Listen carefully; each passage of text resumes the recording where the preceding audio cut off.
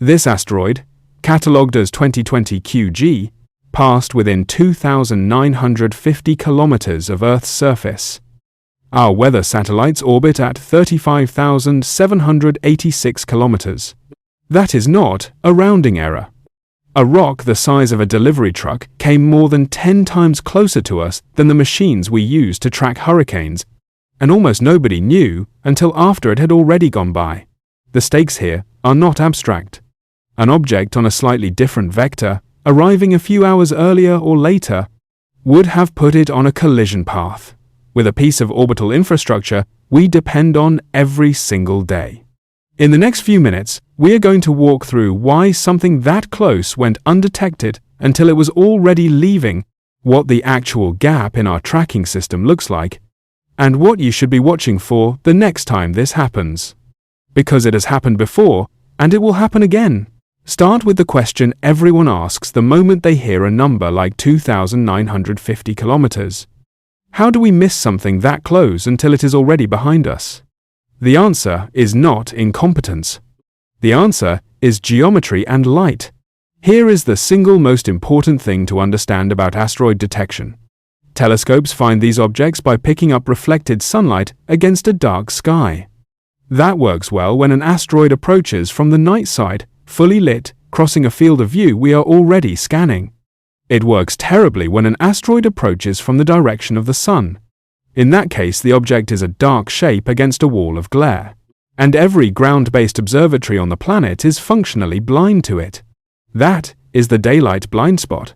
It is not a funding failure, though funding is part of the story. It is physics working against us in a narrow, predictable window. And that window happens to be exactly where a certain class of small, fast, close-approaching objects likes to hide. Consider what that means in practice.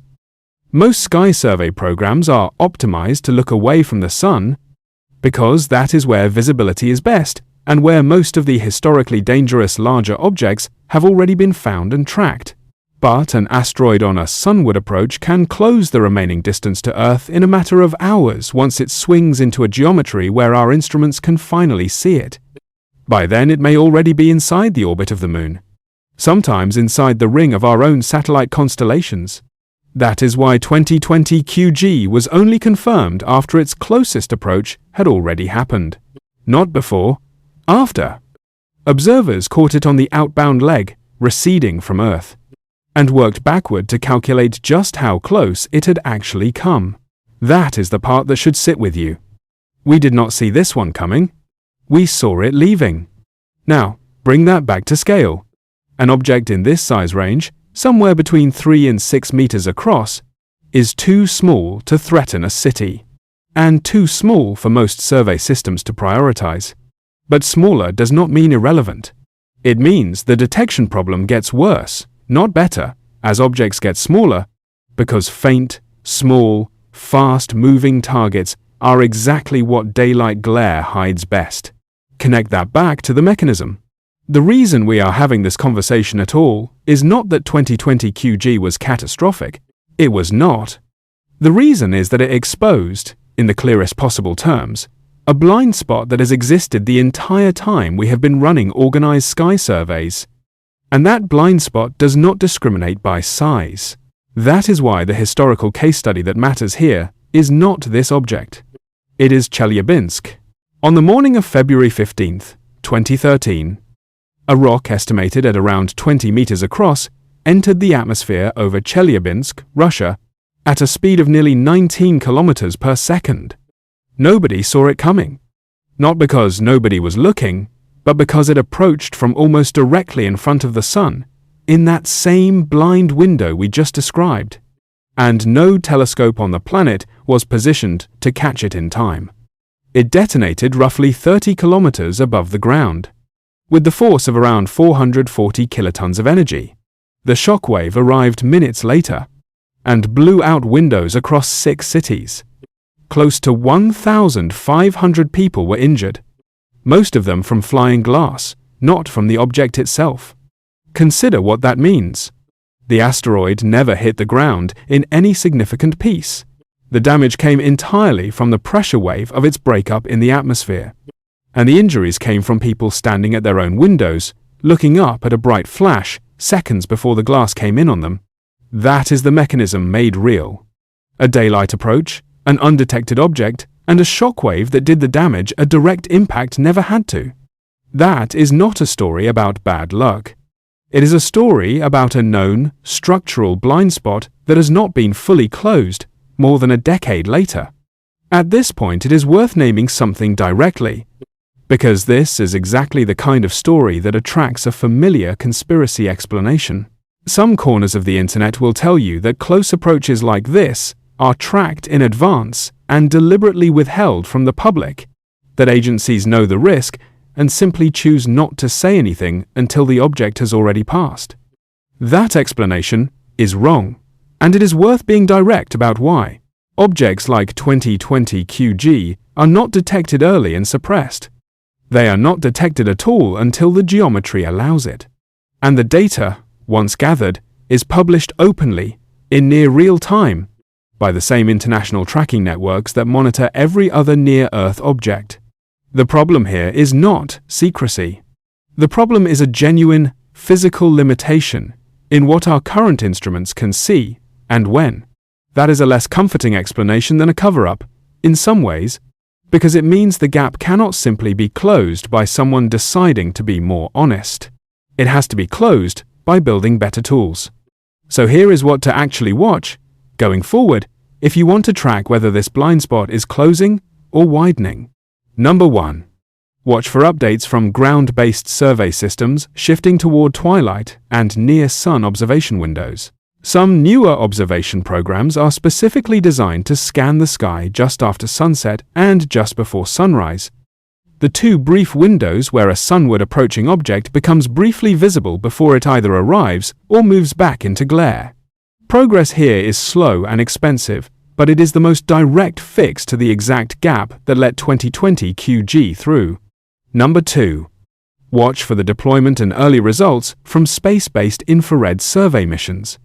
A telescope in space, positioned away from Earth's own glare and dust, can see warm, small, dark objects that reflect very little visible light but glow clearly in infrared. This is one of the few tools capable of closing the daylight blind spot from the other side, by detecting heat instead of reflected sunlight. Number 3. Watch how close approach data gets reported after the fact, not before.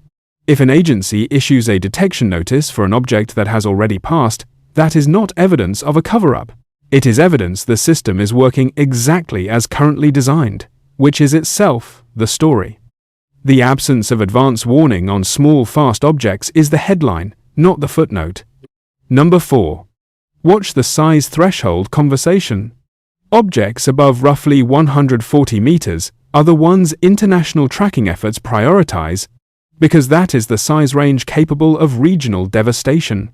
Objects in the range we have been discussing here, a few meters to a few dozen meters, sit below that formal priority line, even though Chelyabinsk demonstrated exactly how much damage that smaller range can still cause when the geometry is wrong. That is the mechanism, the precedent, and the current blind spot, all connected. Now bring that back to your own town, your own morning commute, your own view out a window. Consider what that means. The kind of object that injured over 1,000 people in 2013 would very likely still go undetected today, right up until atmospheric entry, if it approached from the same direction at the same time of day. That is not a hypothetical from decades ago. That is a description of a gap that exists right now, with the tools we currently have deployed. That is the single most important thing to carry out of this video. The danger was never really about the size of the rock.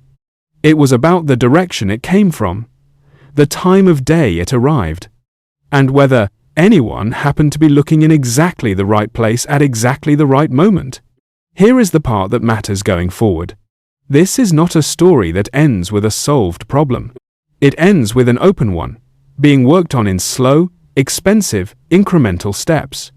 By survey programs racing to build tools that can see into a blind spot the sun itself creates. Every year that passes without a wide-scale fix is another year, where an object the size of a delivery truck, or a house, or a small building, can cross closer to Earth than our own weather satellites, and be found only after it has already gone by. Watch the detection gap, watch the size threshold. Those two numbers, together, tell you whether we are closing this blind spot, or simply getting lucky, one close approach at a time. If this kind of quiet structural risk is the kind of story you want to keep following, subscribe so the next one reaches you before it becomes a headline instead of a warning. Like this video if it changed how you think about the sky above you, and share it with someone who has never once looked up and wondered what we might be missing.